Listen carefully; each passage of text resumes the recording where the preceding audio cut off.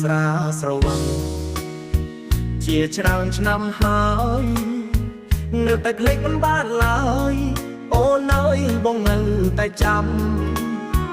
បេះដូងរងគ្រូ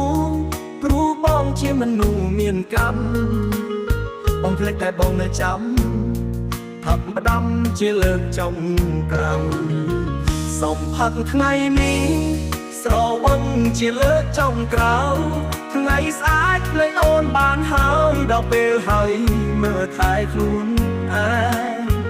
លៀងបេះដូងបើចិត្តទទួលញ៉ាំផ្សេងឈប់ផឹកស្រាធ្វើបាបខ្លួនឯងសូមផឹកជាលើកចុងក្រោយ